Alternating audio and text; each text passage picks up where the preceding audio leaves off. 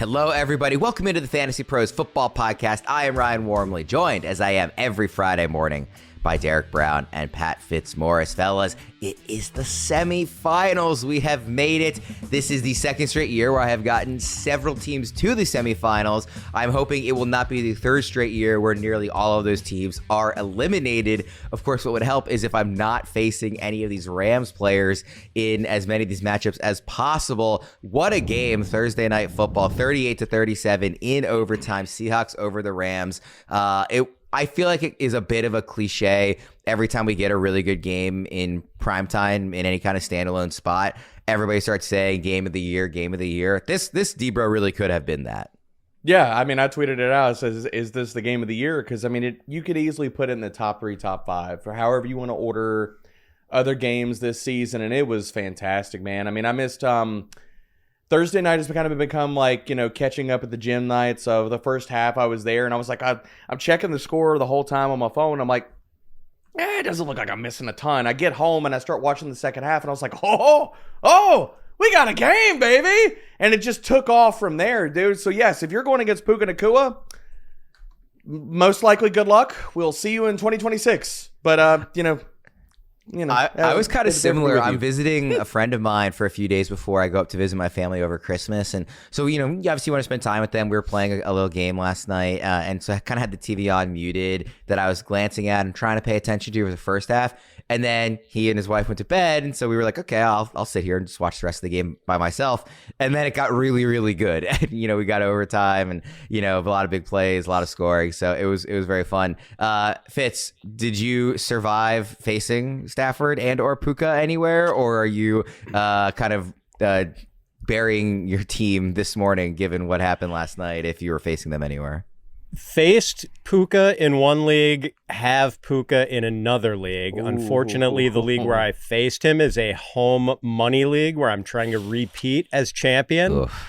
And so I've gone from a pretty decided favorite to a pretty decided underdog. He also had AJ Barner going against me, who man, wasn't doing much of anything, and then had that touchdown. So that was a sort of a double dagger, but you knew Puka was going to have a good game. Everyone had him ranked wide receiver 1 this week.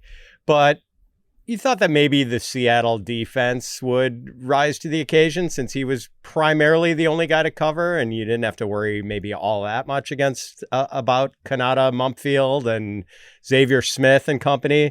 But where was the coverage on that overtime touchdown? There was no one around Puka on that. That was just a blown coverage. When I was watching that for a half second, I was like, that can't be Puka, right? They wouldn't possibly let him be so wide open. Crazy.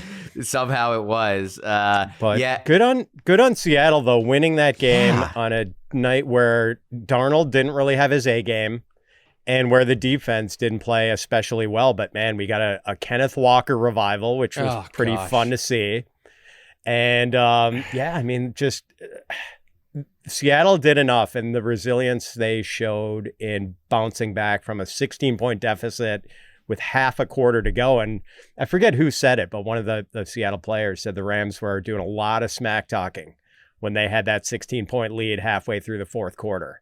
And man, Seattle overcame it. So hats off to the Seahawks. Outside of the fact that game was at home, or I'll just say even considering the fact that game was at home, I thought that was one of the most impressive performances by any team this season. Seattle, the resiliency, like you said, Fitz, I think it's spot on. For them to win that game, given the stakes going on, how late we are in the season, the fact that Darnold wasn't having one of those games where he's seeing into the matrix, and the fact that Stafford and Puka kind of were to overcome all that and put themselves in position to control their destiny for the 1 seed. I thought was really awesome. By the way, just to read the stat line, Stafford 457 yards and 3 touchdowns. Puka 12 catches, 225 yards and 2 touchdowns. You mentioned Kenneth Walker 100 yards and a touchdown. Plus he had the long catch early. JSN got the touchdown in overtime to kind of save it. Not that he was having a terrible day, but to give us a more JSN type stat line. Finished with 8 catches, 96 yards. And a touchdown. Any other quick thoughts on this game, Debra? I mean, I know there's a lot going on, but we have a lot of games to get to, so we don't have to spend too much time on it. Yeah, I'll issue one quick PSA. I gave a lot of pro Colby Parkinson takes walking into the week, so if you started him based off of my advice, I'm sorry. That's all I could say.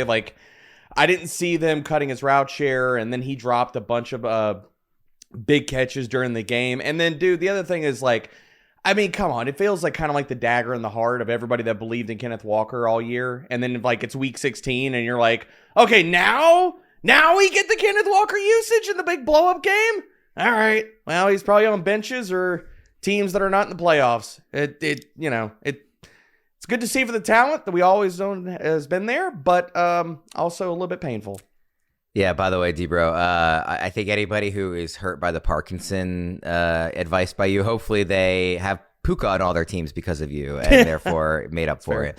Yeah, but also Fitz, that Barner thing killed me too. I was facing him in a league and the whole game I'm like, this is great. It's basically a 0. I don't have to worry about it. And then, come on, like, getting Cam Kitchens bit on the move inside. Yeah, it's a bummer. And D-Bro, I think the process was fine with Colby Parkinson. I mean, they didn't have Devontae Adams, so you figured, and as it was, Parkinson had scored 6 touchdowns in his previous 6 games. Yep. You figured he had the enhanced target outlook. It just didn't work out, but I think the process was okay, and ranking him highly and starting him. If you started him, you shouldn't feel bad about it. Like, it wasn't the wrong move. It just didn't work out.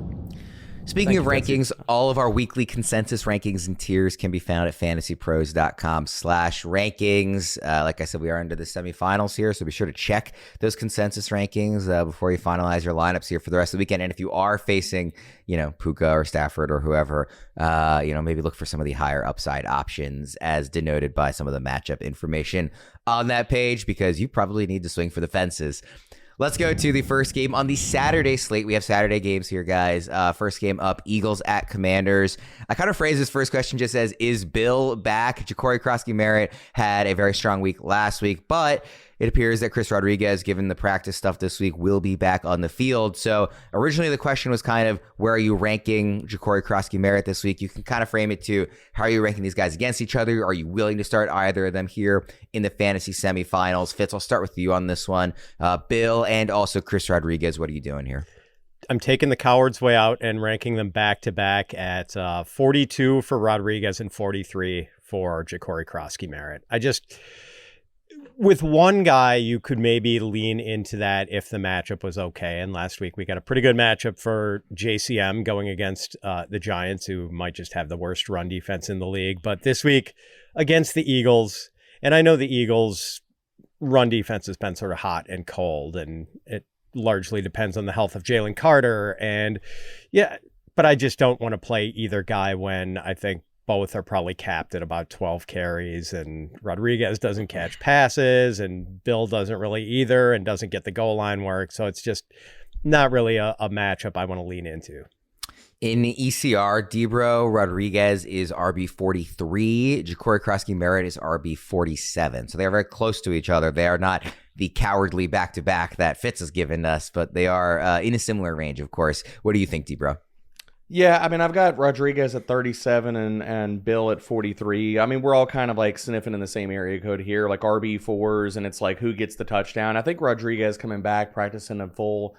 I think he takes the lead back, roll back over, like with the red zone work. And to me, you're kind of splitting the difference and saying, okay, who gets the touchdown? If either one of them get the touchdown, I think, and what I'm saying in my ranking is I think if anybody gets a touchdown, it's probably Rodriguez, but low end, like not desperation, but close to it type of flex play. And to Fitz's point, like just the matchup with the Eagles, like since week 11, like they've given up the 8th most rushing yards per game, 3rd highest explosive run rate. So like the matchup is there, but if the Eagles defense can do what they can do versus the freaking Commanders, like both these guys could just get game scripted out, and it could be Jeremy McNichols out there a ton.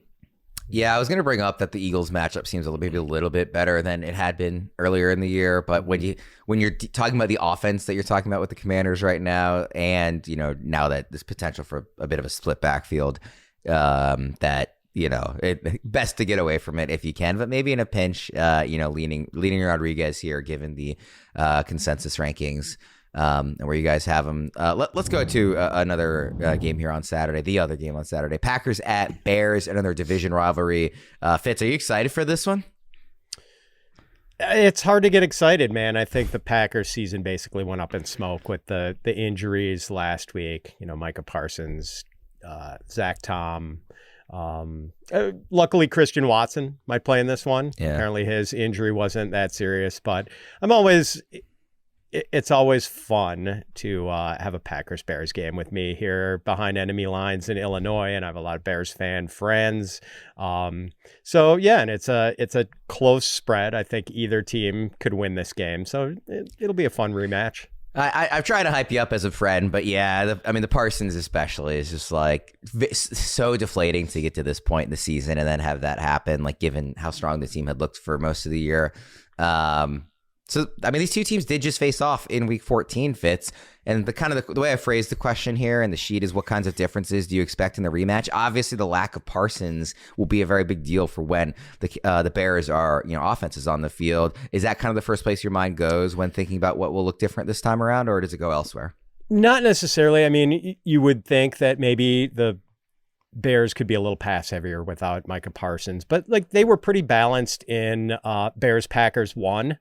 And maybe the Bears are even run heavier this time because they had more success, I think, with the run in that game than they had with the pass, especially late in that game. They had a long, 17-play drive where they just drove it down the Packers' throat running the ball and, made it a really close game at the end. Maybe they try to do that again since they're shorthanded at wide receiver with Rome Odunze and Luther Burden both out. And I think Green Bay basically runs back the same game plan. They were balanced because, you can run a little bit on the Bears, you can pass on the Bears. Like, this is not really a defensive matchup, to be fair. Josh Jacobs had 20 carries for 86 yards and a touchdown the first time around. I would expect maybe a similar stat line this time. And, I think Jordan Love can continue to spread the ball around and have a decent day. It's hard to zero in on any one or two Packers pass catchers in this game. Like, if Watson is playing, you like the big play potential, but you have to be a little bit nervous about the risk of an aggravation of his injury. And we were just kind of reminded that he's been kind of frail throughout his career. Debro, on the Bears offense side of things, in this first matchup a couple weeks ago, Swift and Monangai basically split carries, 13 attempts for Swift, 14 for Monangai. 63 yards for Swift, 57 for Monangai. So like a very, very similar output from the two of them in that matchup. And, Luther Burden leading the team in targets in that game with just 6, though. It was a lot of spreading the ball around. Colson Loveland had 5 to the second most on the team. Obviously no Burden or Odunze this week. What are your expectations for this rematch? That's just such a quick turnaround from the last time these two teams faced. Yeah, I mean, right now I'm kind of struggling what to do with Christian Watson. I do think he plays, but the thing with the Packers wide receiver room, it's comes down to route shares. And now you're talking about Watson. If he does play in this game, what's his route share look like? Because they're going to have Golden as well. Dobbs is going to play. Jayden Reed is back. So it's like, I mean, out of all these Packers wide receivers, I don't know what to do with Watson, like ranking him right now. Like right now I've got him at wide receiver 37, just because even if he is a limited route share guy, like he can get there on 1 or 2 deep targets from Jordan Love. But like Jayden Reed, I feel great about in this game. Like I think he has a fantastic matchup. Like the Bears, you look at, they've been bleeding out production in the slot. So I think if like we're going back into the Wayback Machine and looking at how this game played out last time, if we're looking at any Packers pass catcher to have a big game, I actually kind of lean in the direction of Jayden Reed and not in the direction of Christian Watson, just because it's all kind of shrouded about how healthy he is, how much does he play, and what does that look like. But, I mean, dude, since week 10, Chicago's given up the 9th most receiving yards and the 9th highest PPR points per target to opposing slot wide receivers. So feel good about Reed. With Chicago's side, I mean, it's nice that we get the consolidation of targets probably, like with Chicago, with Rome out, Luther Burden out. But again, how do you feel like, okay, Parsons being out, that's going to affect the pass rush. Secondary's still pretty good. And I know that like a lot of pass defenses, it's a house of cards. Is it coverage? Is it pass rush? Is the coverage helped out by the pass rush? And that's a big key for the Packers. Go ahead, Fitzy. I was just going to say, can I give you a quick one-question quiz about Jayden Reed? Please do. Right, 40 career games for Jayden Reed, including playoff games. How many games out of the 40 do you think Jayden Reed has had more than 6 targets? Oh, jeez. Out of 40, 4. It's more than that. It's 7. Okay. It's 7. I mean, we're living in the same era code. We're still not double digits, man. So yeah, that's not a lot. That's my concern. I mean, he is still only going to play in 2 receiver sets. And you would think with the way Jayden Reed operates, being the slot guy, kind of a short area receiver, that he would have higher target counts, and he just doesn't. That's my concern with him. I was just quickly looking, Fitz, at his game log when you asked that question. I think the other point to that too is that 6 of those 7, I believe, I just looked very Rookie quickly, year. were 2023 exactly. Only Have not one come in since the last then. 2 Yep. years. Yes. Just very quickly, head to head. We don't have time to do like a deep dive, but they're ranked back to back in ECR. DJ Moore or Jayden Reed this week, D-Bro? Jayden Reed. Fitz? Oh, it's more for me. Like a 10 spot gap between the two. Okay. See, Moore is I have more ECR. faith in Jordan Love to play well in this game than I do Caleb Williams too. That's the difference for me. Okay. Let's go to the Sunday early slate. Buccaneers at Panthers. How are you guys ranking? Speaking of ranking receivers against each other, how are you ranking the 3 Bucs receivers plus Teteroa and McMillan 1 through 4 in this game, D-Bro? Evans is the clear and not even close like top guy here. Egbuka is number 2. Tet's 3 for me. Godwin, and I'm going to put Godwin and honestly Jalen Coker in the same bucket behind everybody else. Because if you look at, Mike Evans stepped back in. He was the clear alpha immediately in his first game back. And I don't think that changes. It's a good matchup. Egbuka's number 2 for me because, again, looking at the target pecking order, because that was the first game the entire freaking season, we have had Evans, Godwin, and Egbuka all in the field together. And you saw it play out, man. Like Egbuka was second on the team in target share. He had a 23.8% first read share. And I put him against, or at least ahead of Tet, because just the volatility of Bryce Young. Which version of Bryce Young? Like, it's a good matchup. Okay, we said that with the 49ers. And it's like, what version of Bryce Young do we get in this game? And that bleeds over to Teteroa McMillan. It's like, does he get 2 targets and 40 or 50 yards and you're hoping for a touchdown? Or does Teteroa McMillan get fed and he should vault above Emeka Egbuka? It's a dice roll, man. I don't know, because I don't know what version of Bryce Young we get this week. It's interesting because consensus does go against. Obviously Evans is the number 1 of these 4 in consensus, D-Bro. But the ECR has Teteroa McMillan at wide receiver 17 and Egbuka down at wide receiver 29. So it doesn't just have McMillan higher than Egbuka. It has him I don't understand that. Like higher by a wide margin. Fitz, how do you see it? Are you more in line with ECR or with what D-Bro is laying down? I'm even more extreme on the split between McMillan and Egbuka than ECR is. So I've got Evans, wide receiver 11, Teteroa McMillan, wide receiver 15, Emeka Egbuka, wide receiver 31, Godwin, wide receiver 32. And so, it was just, I think, the second time last week since like week 5 that Emeka Egbuka has had double-digit PPR points, and he just barely got there, like 10.4. But I don't necessarily think Mike Evans drains Egbuka's value because the first 3 weeks of the season, Egbuka had 3 pretty strong games. I think he scored a couple of touchdowns. That was while Evans was still healthy. Evans comes back. Egbuka has like his most efficient game in a yards per target basis in like 2 months, 9.1. So maybe there's something about Evans' presence that does give Egbuka a lift. That's why I'm basically not dropping him from where I would have had him if Mike Evans were still out. But I like McMillan a lot more because he's clearly the number 1 guy. And even though the Panthers do try to hide Bryce Young, and with good reason, McMillan is still clearly, even though he really wasn't last week, but he's the number 1 receiver. And we just saw Kirk Cousins dice up this Buccaneers secondary without Drake London. So, I have to feel pretty bullish about Teteroa McMillan this week. Well, Kirk Cousins looks like a Hall of Famer every time he plays the Bucs recently, Fitzy. So, and Thursday night. Yeah. That's fair. That's fair. Fitz, quickly, what do you think about Coker? Because D-Bro mentioned him too. I didn't include him in the original question. Is he close to that back end of the group? Yeah, I like Coker too. I've got him down at like wide receiver 49. Maybe that's a little too low, but he's in like the Romeo Doubs, Darius Slayton, Kayshon Boutte neighborhood. Egbuka and Godwin, for what it's worth, in ECR are also back-to-back fits. They're not exactly the spot you have them. They're off by 1, but Egbuka's at 29 and Godwin at 30. So they are also, right there together the way you have them. So Debro is the one who's really more going along the lines of give against consensus here. Fitz is closer to what is there. They're not spot on. All right. Today's show is brought to you by our new presenting sponsor, Hard Rock Bet. Are you out of your fantasy football playoffs but still want to get in on the Week 16 action? Head over to Hard Rock Bet.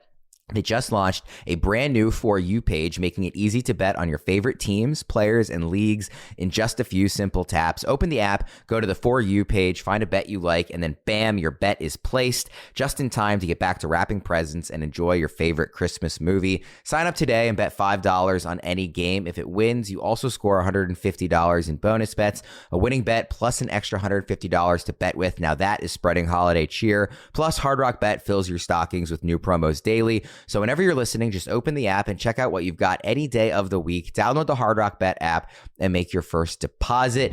Next game here, guys. Bills at Browns. Quinton Judkins is still getting great volume, but he has been under 2 yards per carry each of the last 2 weeks. He now faces a bad Bills run defense, and his consensus ranking is RB 18. That's in half PPR scoring.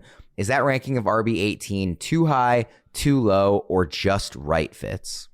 I think it's too high. Yes, the Bills have a bad run defense, but these last 2 weeks where he's been under 2 yards per carry, it's been the Titans and the Bears. Those are not great run defenses either. And this isn't just a 2-week slump for Quinton Judkins. Since week 6, Judkins has averaged 50.9 rushing yards a game, 3.1 yards per carry. And right now the Browns offensive line is just really beaten up. So Cleveland might not be able to take advantage of this good matchup. Center Ethan Posick out for the season. I think he tore his Achilles. Tackle Jack Conklin, concussion. Guards Wyatt Teller and Zach Zinter, both questionable. I think Tevin Jenkins is questionable too. It's just a mess with the Browns offensive line. So I don't know how well they're going to be able to run the ball even against a shaky run defense. With the volume he's getting, Debro, it feels hard to bury him in the rankings, but yeah, to Fitz's point, the slump is prolonged. It's like the last 2 weeks have almost kind of come to a head in terms of the lack of efficiency, but it has been a long time. And in that stretch that Fitz mentioned since week 6, he's only scored touchdowns in 2 of those games. Now he has 5 touchdowns because he had 3 and 2 respectively in those 2 games, but it's only happened in the 2 games where it's happened. The other games, it's just been 0, 0, 0, 0 with this lack of efficiency. It's really just been volume only. Yeah, I mean, I don't disagree with anything Fitz. Fitz, where do you have him ranked this week? Because it's like 21.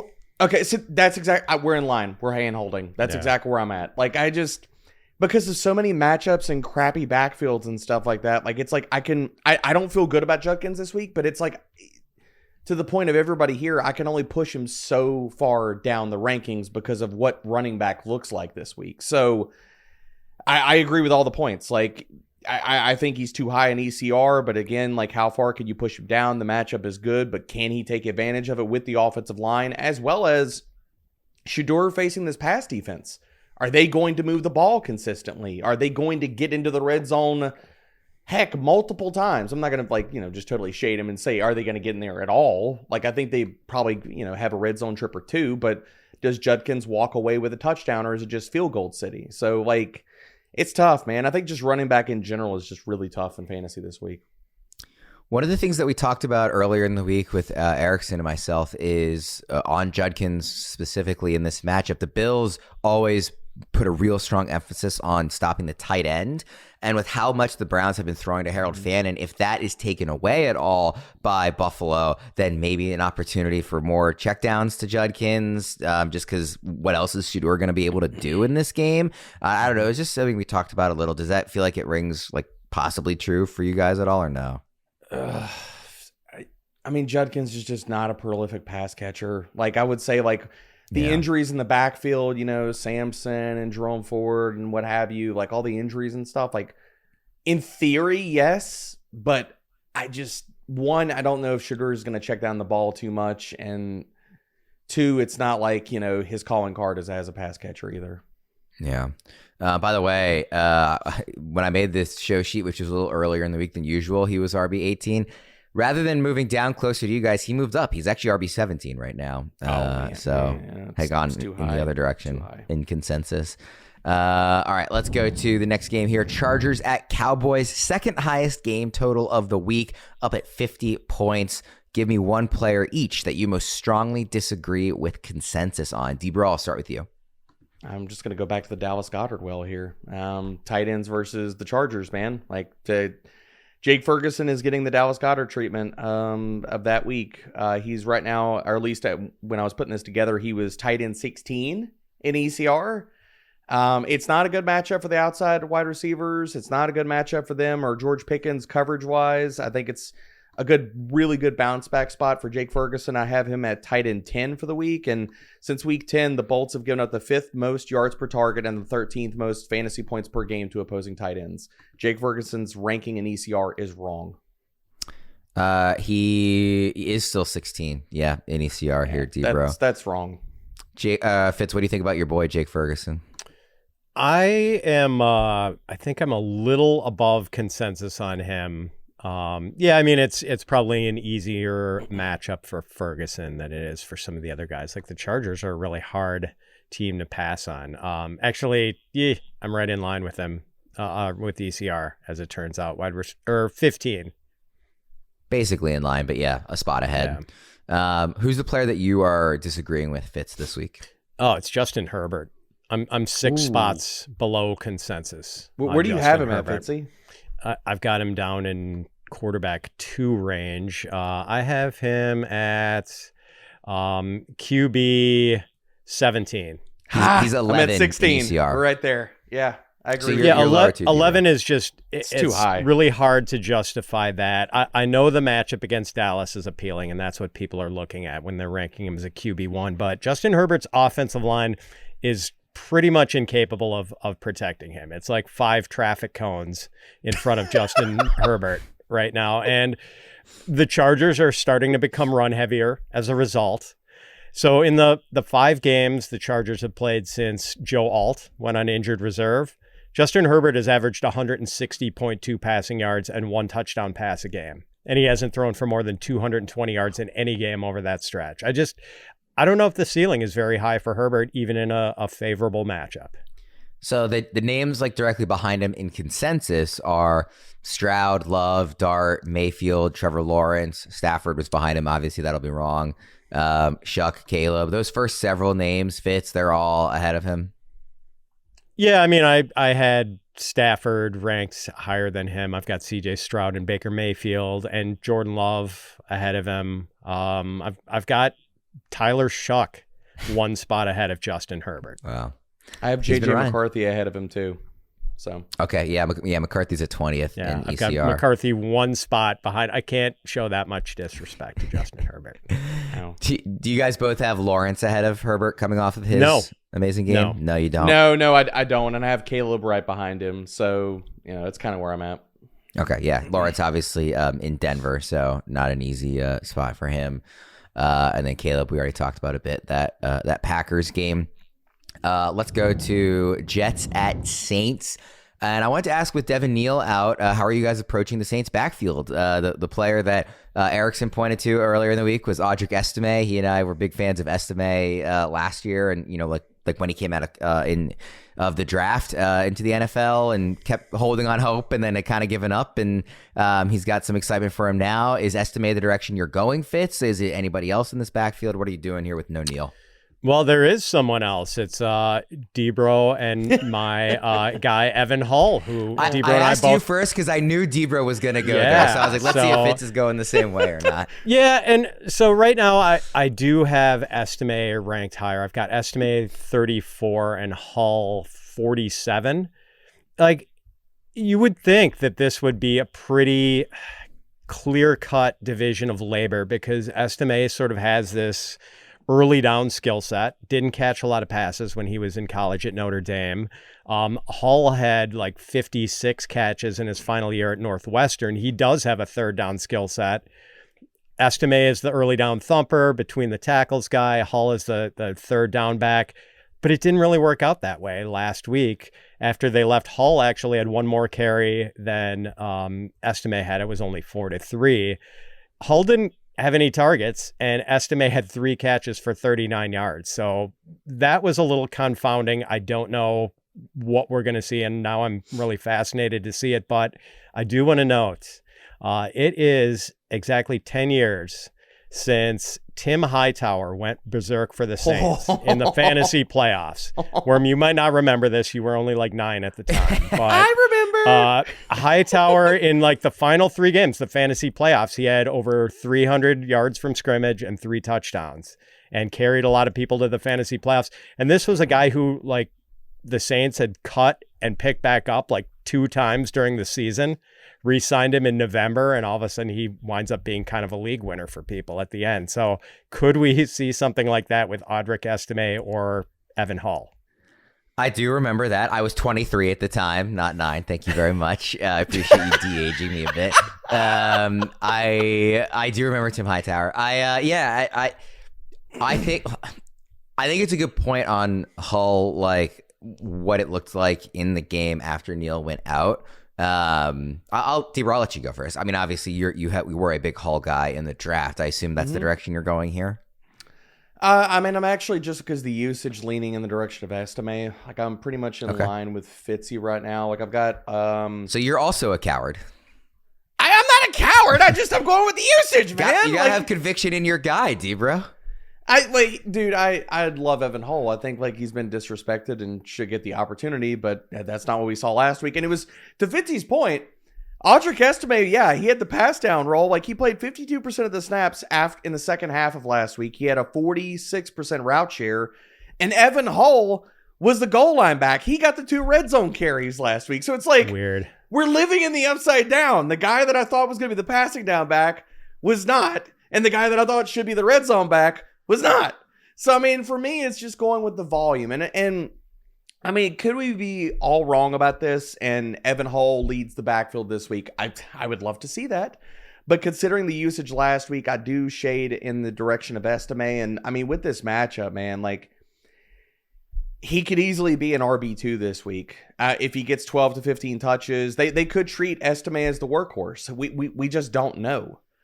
Just looking at the usage last week. So, like, depending on if you have like Estimé and you're looking at him versus like other guys in split backfields, like even like a Tony Pollard or a Kyle Monangai and stuff, and you need absolute upside, I mean, I'm probably going to tell you to start Estimé because there is a run out in this where he gets 15 to 17 touches, and in this matchup, he scores a touchdown. He's an RB2 this week. So, like, honestly, as gross as it is to say, in week 16 of the year 2025, Audric Estimé might be an RB2 in fantasy. Like, it's wild. You might have missed that Tony Pollard went into the phone booth and came out as Earl Campbell a couple weeks ago, D-Bro.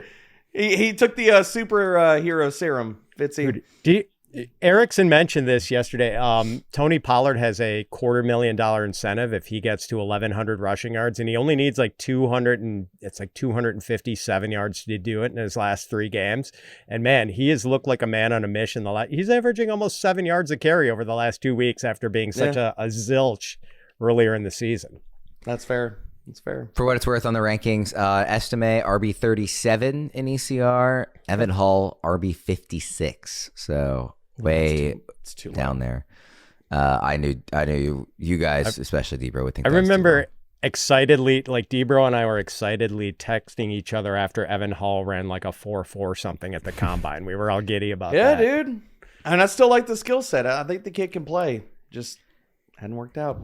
You can let Autopilot manage your fantasy football lineup automatically so you never have to worry about last-minute changes. Auto-swap inactive players and ensure your lineup is always optimized even when you can't be online. Take control with the flexibility to approve lineup changes via email or let Autopilot handle everything. Stay ahead with My Playbook Autopilot, available now for Fantasy Pros premium subscribers at fantasypros.com/myplaybook or on the Fantasy Pros app. Next game here, guys. Vikings at Giants. Back-to-back top 10 quarterback weeks for J.J. McCarthy, and yet Justin Jefferson has a combined 4 catches for 33 yards across those 2 games. Is this the week those two finally get on the same page, D-Bro? Yes, and context for everybody, he could have easily, and you can argue, should have had 2 touchdowns last week. One of them got called back because of an illegal formation. Another one went straight through his hands. So this easily could have turned out very differently for Justin Jefferson last week. So targets are there. I've got Justin Jefferson as wide receiver 16. At this point, we're going down with the Titanic. If this ain't the week, then there is no week that is the week. So I'm riding it back with Justin Jefferson. McCarthy's playing better, and for everybody in their narratives, like, oh, McCarthy only looks good because he's playing bad pass defenses. Have you seen the Giants' pass defense? What do you think they are? So if McCarthy's only good versus bad pass defenses, let's saddle up and ride again this week. Like, it's still, okay, if we want to go with the narrative, it still holds true this week then. Sorry, did you say where are you ranking Jefferson? Wide receiver 16. 16, okay. He's 18 in ECR Fitz. Yeah. I'm at 21. I am probably going to have to come up on him a little bit, but I think the real key question here, Worm, is would a Justin Jefferson breakout game help anyone at this point? Like, are there any Justin Jefferson stakeholders still alive in the playoffs? I actually am in a league that we're the MFL league that the three of us are in. I am alive, and I have Justin Jefferson. Somehow. Fitzy, you realize this is the Kenneth Walker corollary, right? Well, Like the reason Kenneth Walker finally had the breakout game. We get the Justin Jefferson game all in 1 week for everybody that's out of the playoffs to say, see, I told you. The reason I'm alive in that league, by the way, is because I only have one healthy quarterback left, and it is super flex. But it was Trevor Lawrence, so he like single-handedly took me past last week, and I'm sure is going to let me down this week, even when Jefferson finally takes a step forward. So, yeah, it's just, and it's funny. I'm just like watching Justin Jefferson and how, he lets that ball go. Is there something about the way JJ McCarthy throws? Does he not throw a very catchable ball? I'm just like, I'm running out of excuses to make for Justin Jefferson at this point. It's just, it's frustrating to watch him not show up. And then there are the games, even when JJ McCarthy is playing reasonably well, and it's Jordan Addison and Jalen Naylor having the big games. It's just, if I was just looking at the box score and not watching the games, I would be like, I wonder if he's like hiding like an injury or something that we'll hear about. But it doesn't really look like that. Like they just look not on the same page. Like actually watching the games, he seems like Justin Jefferson. He's just not catching the ball, and then the times that he is open are the times that JJ overthrows him, and it's just is really odd. I just think it's variance, man.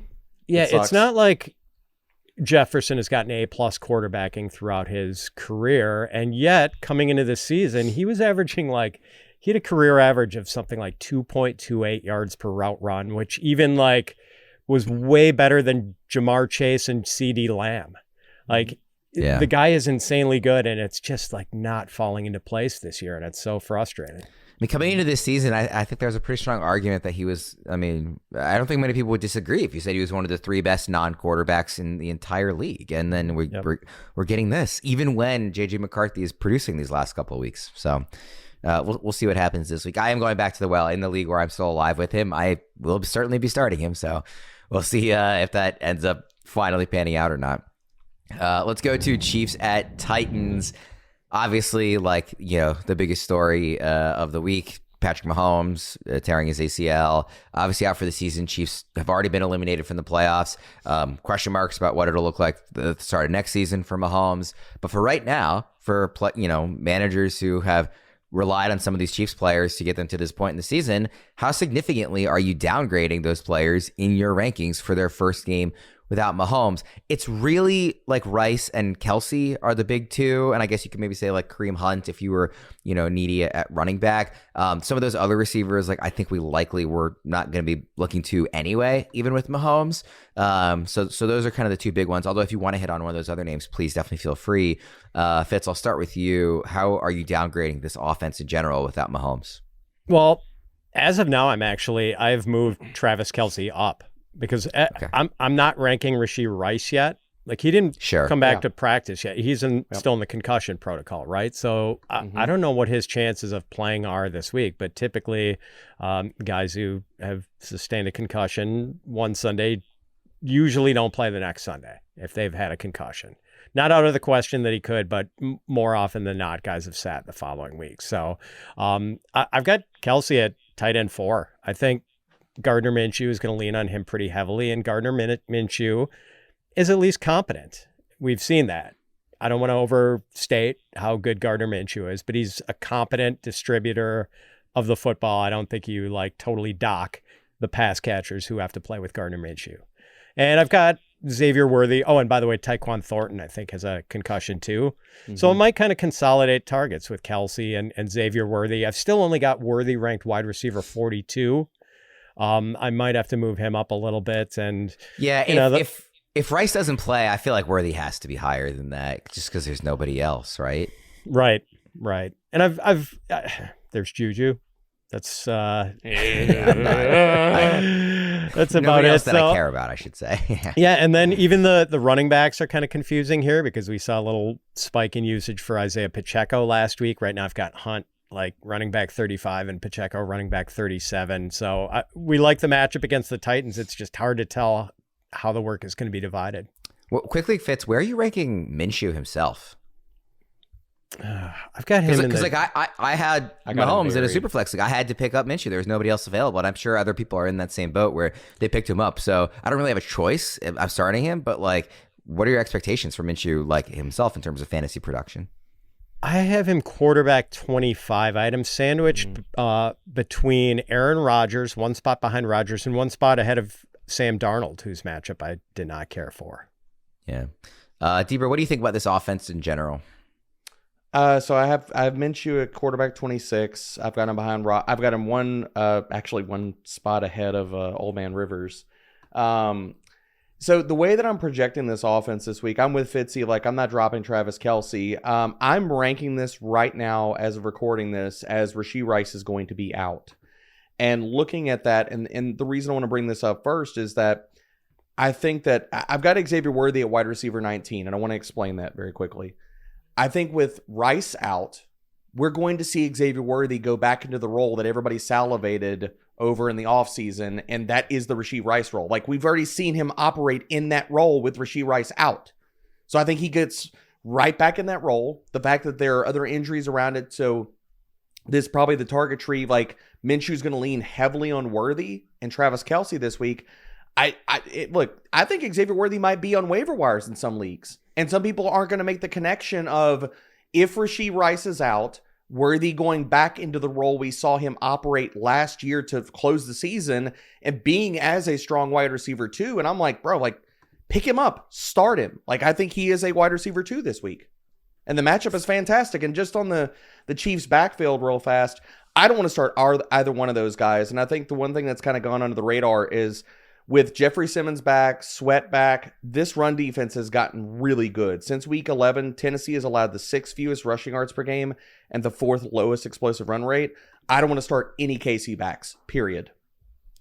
Fitz, you said that you might have to move up Worthy a bit. Obviously, maybe not all the way up to wide receiver 19. What do you think about Debra saying that? I'm moving him up as we speak to wide receiver 36. Okay. And I might not be done moving him up. Yeah, I mean, if Rice is out, I think it's a really good case. Yeah, that's exactly it. Like, Xavier Worthy cooked down the stretch last year. He was fantastic, and he did it basically in that Rashee Rice role. And I thought he'd be able to do it in a more conventional outside receiver role this year, and it hasn't really happened. But going back to that, and I know it's with Gardner Minshew, not Patrick Mahomes, but still. But still, if you're going to make things easier for Minshew, easy design targets. Let him be your running through the air. Yep. I think I could be convinced to get him up into like the mid-20s. I think inside the top 20, I will be just wrong if that happens because I don't think I could get all the way there. But to me, it's also the state of wide receiver this week. Like, all these wide receiver twos, like, do I feel better about Jacoby Myers maybe going up against Patrick Surtain? No. Do I feel better about Jalen Waddle going up against DJ Turner? No. Do I feel better about Zay Flowers going up against freaking Christian Gonzalez? No. Okay, well then, wheels up for Worthy. Let's go to the next game here. Bengals at Dolphins. The Bengals just got shut out at home by an improved but still flawed Ravens defense. So what is your concern level for this offense for fantasy managers this next week, following up the bagel against the Dolphins, Debra?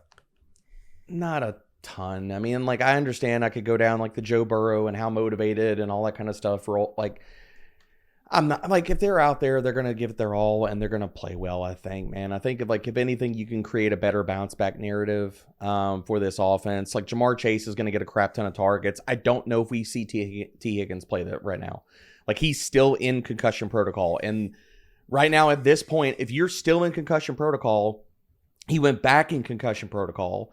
Like I more question not if we see T. Higgins this week, but do we see him the rest of the season? Like this could be a Cedric Tillman situation where he deals with concussion symptoms and they hold him out because the Bengals, I mean, what are they playing for at this point, man? So I think you kind of know where the ball was going. You know, like Jamar Chase, you're starting him. He's a top 3 wide receiver for the week. Burrow could still put up points. Yes, the Dolphins defense is improved, but if Burrow is playing like Burrow, then okay, wheels up, and Chase Brown's going to get a crap ton of targets, man. Like, so as operating as if T. Higgins is out, he might be kind of their de facto wide receiver 2 in this offense because Gesicki's not going to have a full-time route share, and Audrey Yoshivas does not earn targets at a high rate.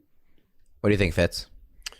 Yeah, I'm not that concerned because the Bengals offense functioned pretty well against the Ravens on Thanksgiving night in Burrow's first game back, and Burrow had 4 touchdown passes the next week against the Bills. So I think last week was probably just a hiccup. I'm ranking the Bengals pretty normally, but right now I've got Burrow at quarterback 4, and that's with the anticipation that T. Higgins is going to come back. But as Debro points out, I don't think we can safely conclude that. And if T. Higgins isn't back, I might drop Burrow maybe from quarterback 4 to as far down as quarterback 8. I would have a tough debate at that point, I think, between Joe Burrow and Jacoby Brissett, who is my current quarterback 8. Yeah. Do you guys expect, because when I put the sheet together, it was before the news of Tua getting benched. Do you guys expect the Dolphins offense to push them a little better with Quinn Ewers? Or like, you know, is there a chance that the Bengals don't need to throw a ton because even with them struggling, they're still a lot better than the Dolphins under Ewers, D-Bro? I've seen Quinn Ewers play football. No, I don't. I think this is honestly going to be a very similar kind of setup to what they were doing with Tua. They're just going to ask Quinn Ewers to play game manager, and that's basically all Quinn Ewers did in his final year at Texas. He's going to like pepper the underneath with targets, and I think the over-under is like, do you see more than 25 passing attempts for Quinn Ewers? Probably not. So a lot of running the ball, and, you know, I'm concerned for everybody in that passing attack, like Waddle versus Turner. You know, what am I doing with Darren Waller? But I don't have a lot of faith in Quinn Ewers. Do you see it similarly, Fitz? The only thing about Quinn Ewers is like he can look pretty decent if he's got time to throw. And who in the Bengals is going to put pressure on him? That's the one thing that gives me hope about the Miami offense looking somewhat the same, because I don't think Quinn Ewers is good, but if he has a clean pocket, maybe this Dolphins offense looks okay and he can at least float the fantasy value of the guys we care about, mainly Jalen Waddle and Darren Waller. You want me to hit you with a crazy stat here, Fitzy?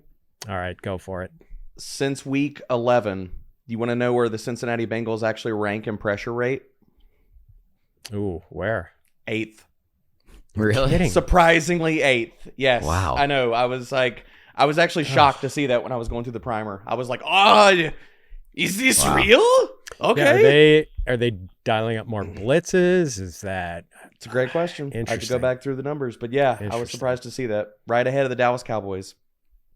In this game against the Ravens, Miles Murphy had some good moves, I thought. Like there were some names that I was like, okay, it was like in a decent-ish pass rush at times, even without Hendrickson. I wasn't paying close attention to if they were, you know, blitzing more or anything fits to that point, but all right. If you want a chance to win a Bijan Robinson and Drake London signed mini helmet for free, courtesy of our friends at pristineauction.com, all you need to do is head to fantasypros.com/contest, complete the form, and either download the Fantasy Pros app, leave a review for the podcast, or follow us on X, Instagram, or TikTok at Fantasy Pros. The more actions you complete, the more entries you receive. We'll be announcing a winner right here on the podcast. If you're watching on YouTube, be sure to subscribe and turn on those notifications so you can be alerted when new episodes are up and to claim your prize.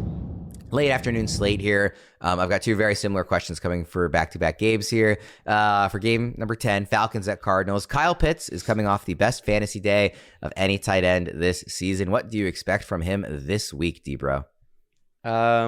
Similar, not similar fireworks. Like I don't think he's going to go for a hundo and 3 tutties or anything like that. But I mean, I've got him at tight end 3. I don't think Drake London probably plays this week. I think he's a week away from being back in the lineup. And Arizona is just terrible versus tight ends, man. Like this year, 6th most yards per target allowed, 8th most fantasy points per game. So Kyle Pitts, we've arrived. We've arrived. Kyle Pitts season, top 5 tight end. It just took us how many years in head coaches and OCs and what have you? I want to be excited about Kyle Pitts, but every time I feel like, I'm going to believe in him in the fantasy playoffs, I feel like I should be taking a Polaroid picture like in Memento and writing, "Do not believe his lies." Like, I just feel like I cannot bring myself to fully trust Kyle Pitts because we have it's like so a toxic many relationship, Worm. You're just afraid of getting hurt. Yes. We all understand that. This is a safe space, man. By the way, Deaver, I was expecting a little more credit for referencing a movie from 25 years ago. That is... okay. Kudos. Thank you. I'll pull one out for you. It's your best movie take I've ever heard. I appreciate it. But yeah, Good movie, I by mean, the way. Fitz, what are your expectations here? I mean, obviously, I think you have to rank him highly, but in terms of your real, truthful, honest expectations, how do you feel about Pitts this week?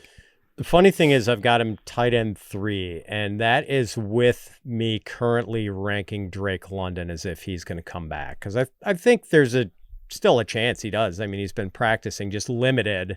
We haven't gotten him to full yet, so maybe it's not this week. But the funny thing is I think I'm going to have him tight end 3 regardless of whether London comes back. But if there's no London, I would have him at tight end 3, where I'm thinking about whether I should have him ahead of George Kittle at tight end 2. And if London is back, I'm wondering whether I should have him below Travis Kelce at tight end 4. And so like Pitts has now had 3 really good games in a row, because before the 166-yard 3-touchdown outburst against the Buccaneers, 7 catches for 82 yards against the Jets, 6 catches for 90 yards against the Seahawks. But all of those games with Drake London out. And before the injury, Drake London had rattled off 3 straight 100-yard games. And for the season, 10.4 targets and 6.7 catches a game. So it would definitely affect Kyle Pitts' target share, even though it's a pretty consolidated target tree in Atlanta with basically just, London and Pitts and whatever, a few dump offs to Bijan, and then it's down to David Sills. So, I still think Pitts is an attractive play, regardless of whether London comes back this week. Next game, Jags at Broncos. Pretty much the same question here. Trevor Lawrence is coming off the best fantasy day of any quarterback this season. What do you expect from him this week, Fitz? I've got him ranked quarterback 20. It's a tough matchup on the road against the Broncos, but if Trevor Lawrence cooks in this game, we should probably take it as a sign that he has permanently turned the corner. It has looked really good as of late. Jacoby Myers has made a real difference. Obviously, kind of getting further into the season and getting more familiarity with, Liam Cohen's system. It looks good. It's a tough matchup this week. Let me ask you just quickly, Fitz, before I toss to Debro. In Dynasty, or even just thinking about how we're going to be ranking him at the start of next season, where do you stand on Lawrence as of right now? Like thinking long term, or are you still hesitant that this might just be a bit of a hot streak? I'm still a little hesitant. I'm probably I've still got him ranked as sort of a mid-range quarterback 2 in Dynasty, but I might have to start thinking about, I don't know, maybe moving him ahead of an older guy like Dak or Mayfield, or, and right now I've got him behind Cam Ward because I can at least envision a bright future for him. And it's been so long for Trevor Lawrence. Like, guys are not supposed to break out at this late stage of their career. He's now in his prime and hadn't really become the guy we had hoped he would be until this year. But I don't know. I'm going to have to think about him a lot and assess where I am with him in Dynasty. Debro, where are you at on Lawrence for this week, coming off of just the career best game, and then also a little bit thinking into the future? Yeah, I was looking at where I have him in Dynasty, and I just bumped him up a few spots. I think somewhere in the mid to high end QB2 range, but I think it's a conversation of him versus Purdy and Mayfield and all these other guys that are going to be a year older and stuff. This week I've got him at QB 16, so pretty much in the same area code as Fitz. I think Trevor Lawrence versus Justin Herbert is a very interesting conversation. in rankings, won in a great matchup, but the production hasn't been there. I don't think it's going to be there. Won in a terrible matchup, and he's playing lights out football. And so, is there a path where Trevor Lawrence can crush the ranking that I have for him this week? Sure, but there's also a lot of concerns. You got to face the Denver pass rush. Patrick Surtain is probably going to be on Jacoby Myers in this game. At least that's how I'm kind of projecting it.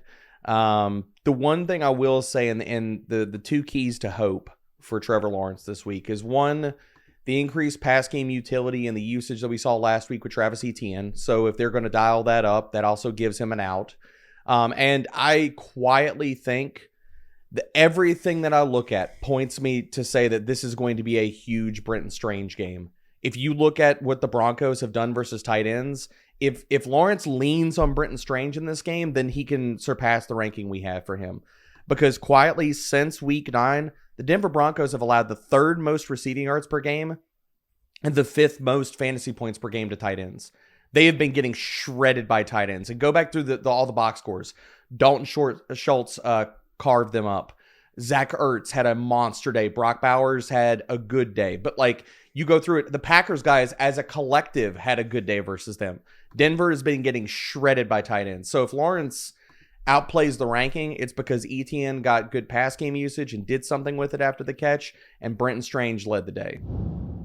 Steelers at Lions. Aaron Rodgers is coming off back-to-back games where he looks legitimately pretty good, and he now faces a banged-up Lions defense. They are 7-point underdogs in this game in Detroit. Where are you ranking Rodgers among quarterbacks this week, D-Bro? I don't believe it. QB 24. I think he's looked better, but I still think this is Rodgers playing point guard and captain check down in this offense mostly. It's all yards after the catch. And as bad as the Detroit defense, and yes, their numbers on paper are not good at all. The caveat to that is looking at how the Pittsburgh Steelers offense has operated with this, get the ball out of Rodgers' hands, let the guys do work after the catch. The caveat in this matchup is looking at this defense, they've allowed the 4th lowest yards after catch the Lions have, and the 3rd fewest missed tackles. So if Rodgers is going to play captain checkdown and not stretch the field in this game, he's going to have maybe more of a tough time moving the ball than maybe we're kind of expecting. He did go down the field against the Ravens 2 weeks ago. He had multiple throws. Broken clock. Deep. That's all I could say. Broken clock. Yeah. I mean, it was an outlier as of that time. So I think that's fair. But I just wanted to say, push against the fact, he did look good in that game. But you're right. It was, it is just one game there. And Aiden Hutchinson gets to him in the first quarter and pops him hard twice. Is he going to sit here and hang in the pocket the rest of the game? Fitz, what do you think? Same thing as D-Bro. I mean, QB 24. As well as he's played the last 2 weeks, he's scored 20.5 and 17.0 fantasy points. Solid days, nothing special. QB 14 in fantasy points per game the last 2 weeks. I never really know exactly what this Pittsburgh, well, I do kind of know what it's going to look like, a lot of short stuff. And I thought I saw that Aaron Rodgers is getting 70% of his passing yards is after the catch. Yep. Yes, I saw that. That's highest in the league. It's actually 67.3%. It's insane. Yeah. So let me ask you guys this, since you guys are in agreement on Rodgers, who wins the game? Or not who wins the game, but which side are you taking on the +7 for the Steelers or -7 for the Lions? Because on the one hand, I kind of think the Lions are going to smash, but on the other hand, I'm like, if Tolman's getting a touchdown, it almost feels like an auto bet. So what direction would you guys go on the spread here, Fitz? Lions to cover. Lions to cover, but it is one of those annoying Mike Tomlin spots where somehow the Steelers throw a big scare into the Lions. Exactly. If not win. All right, last game in the Sunday late slate. We saved the best for last year. Raiders at Texans. The Raiders just finished a game with 75 yards as a team on offense, and they now get to face the toughest defense in football. Over under 1.5 even remotely startable players for the Raiders in fantasy this week. D-Bro. I'll say the over because Genty and Bowers because your other options. And Genty in a PPR league, if Geno Smith is back, and Pete Carroll's been talking about he's probably back this week. If Geno is back, I believe in the check down for Genty. Now, in a half-point setting, are you starting Genty? Well, it depends on your options and how much touchdown hunting you want to go. But in PPR, can Genty still get there with like 5 to 6 checkdowns? Absolutely. Bowers, again, it's a situation of what are your other options? You know, like if you started Colby Parkinson over Bowers, you're not feeling great, but you didn't feel good about Bowers anyway. So the two starting options in this offense, I don't want to start anybody else. Like I wrote it up in the primer. I am not starting any other pass catchers in this Raiders offense, period. Just not. Fitz, I'm curious what you think. I feel like with Bowers, my case would be less that you should not start him and more that I feel like you have to start him and then we're going to look back and regret starting him just because of what I expect from the offense as a whole, not obviously a knock on Bowers specifically. Brock Bowers is always startable. You know, Bowers against the Texans, Bowers against the Machines from War of the Worlds. Like, I don't care. I'm starting Brock Bowers. He's going to... Like he's capable of going off against anyone, so I'm starting. Well, him. Let me ask you this quickly, Fitz, because we just had this conversation last week. Kyle Pitts or Brock Bowers. If you don't have room to fit one of them into a flex spot, you have to. It's Pitts. One. I mean, okay. I have Bowers ranked tight end 5, but it's Pitts. It's got to be Pitts. Just wanted to make sure. So yeah, and then I agree with Debro bringing up the format in standard scoring. It's over your 1.5 line.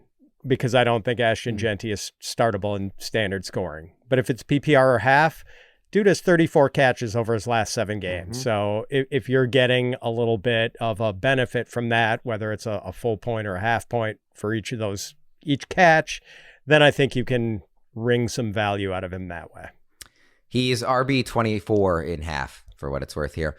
All right, we don't need to talk about this terrible offense anymore. Let's go to Sunday Night Football. An actually fun game. This game got flexed into Sunday night, which I think it was a good decision. Patriots at Ravens. Lots of players are ranked close to each other in this one. Let's do some rapid fire start or sit debates from this one. The one that they are like the least close, but I just wanted to have a third one in here, is quarterback. Drake May or Lamar Jackson. I do think, for what it's worth, Lamar Jackson has looked more like himself the last couple of weeks. I thought last week in particular, he didn't have the biggest game because they didn't need to. He only threw the ball 12 times, but I thought it was the most Lamar has looked like Lamar basically since like week 2 against the Browns. Like I felt like I was watching Lamar again in that game in Cincinnati. Drake May, of course, has been insane this year. Lamar actually did move up in the rankings, so they are now only 2 spots apart compared to they were further apart when I put this sheet together. They're both inside the top 5. Debra, I'll start with you on this quick one. Drake May or Lamar Jackson? Drake May, and it's not close for me. QB3 versus QB7. Okay. Fitz, is it closer for you? It is closer for me. I echo your sentiments on Lamar. I have him ranked QB5, and I also make QB3. Okay, so exactly in line with consensus there. The other one I had here, Derrick Henry versus Travion Henderson. They were back-to-back earlier in the week. It looks like there's now one player between them. Henry is at RB12, Henderson at RB14. Fitz, who do you prefer? I actually have Henderson RB11 in half-point PPR.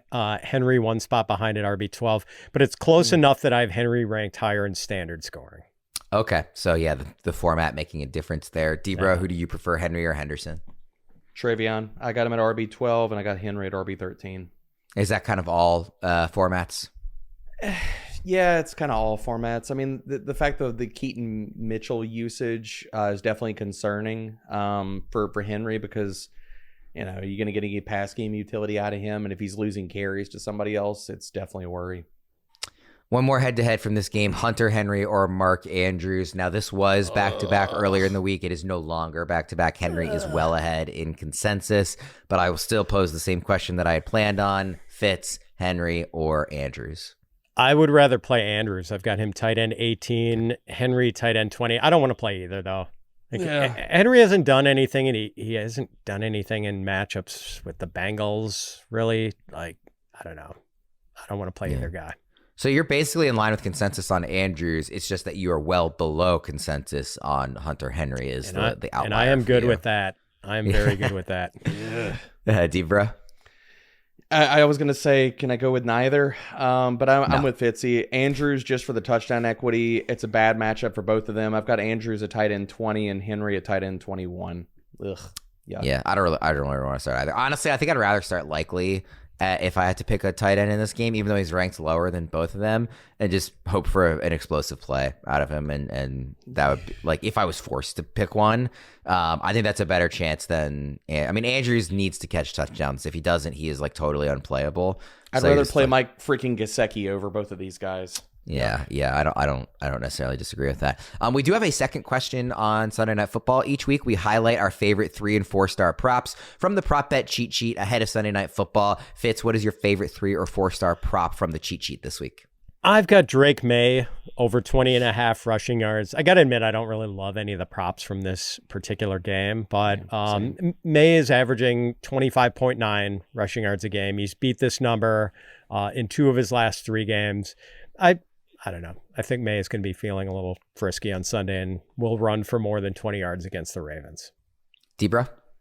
Yeah, I'm with Fitzy on this. There's certain games where you tell yourself a story and you can kind of get a good feel of like how the game might play out and props you like. I don't feel great about this game, but I will say, like, I'll go with DeAndre Hopkins. It's a 3-star bet on the prop bet cheat sheet. Under 1.5 receptions. This has hit 50% of the time this year, so I think it definitely can hit again. I think I like Fitz's prop better. The Hopkins one, I feel like in the big games the Ravens played early in the year, they were more willing to throw to Hopkins on those like third downs, touchdown, red area of the field type plays. And with this being a really big, important game for them on Sunday Night Football, I wonder if he gets 2. I don't think he's going to get like 8 catches, right? But like, I wonder if he can get to 2.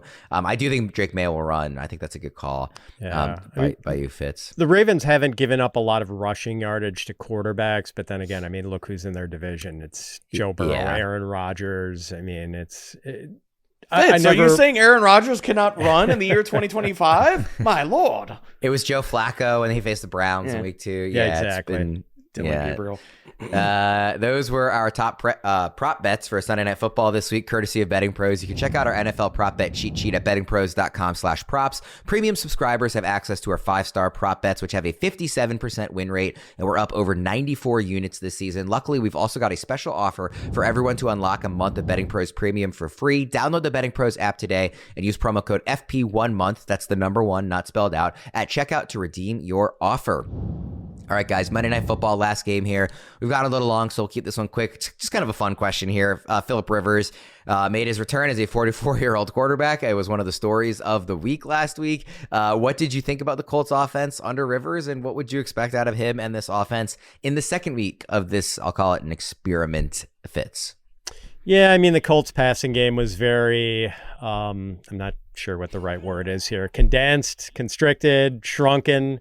Rivers was getting the ball out super quickly, only averaged 5.3 air yards per attempt, according to Pro Football Reference. Amir Abdullah had 32 receiving yards, Michael Pittman 26, everyone else under 20. All of the Colts pass catchers averaged under 10 yards per catch, except for deep ball artist Alec Pierce, who had 1 catch for 16 yards. Because I don't think Phillip Rivers is scaring safeties and making them play deep. Jonathan Taylor averaged 3.5 yards per carry. So, and I know it was a tough matchup against Seattle, but I don't know if it's going to go that much better or if it's going to look any different Monday night against the Colts or against the 49ers. Debra? I a lot of the same things Fitzy just pointed out. I think it's just going to be more game management. He's just playing point guard. Really, this is kind of like the dollar store version of what Aaron Rodgers is doing. If we want to draw comparisons here, just get the ball out and let guys do after the catch. But, it has to be thrown out here that, like, the 49ers have not had a lot of missed tackles. The one thing I will say that will work in Rivers' favor is since week 11, the 49ers had the 3rd lowest pressure rate. So he should have time in the pocket. You're not going to see any deep shots, maybe one.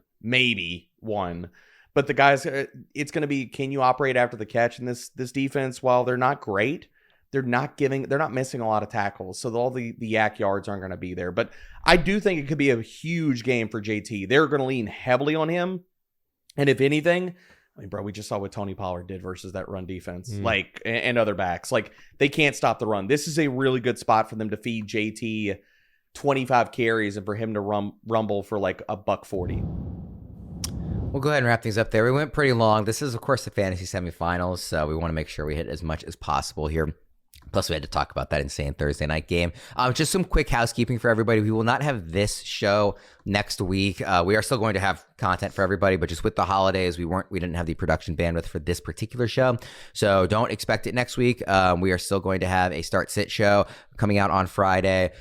Fitz and I are going to do a live stream on Friday, the day after Christmas as well, to help everybody get their lineups, questions answered ahead of, the fantasy championship. Obviously, this is what we do it all for is this upcoming week. So, we will still be around, just not have this particular show. And then we will have this show for week 18. It'll just look a little different. We'll be doing more of a look ahead version of the show to 2026 and beyond. So that's just kind of what to expect for the next couple of weeks from us.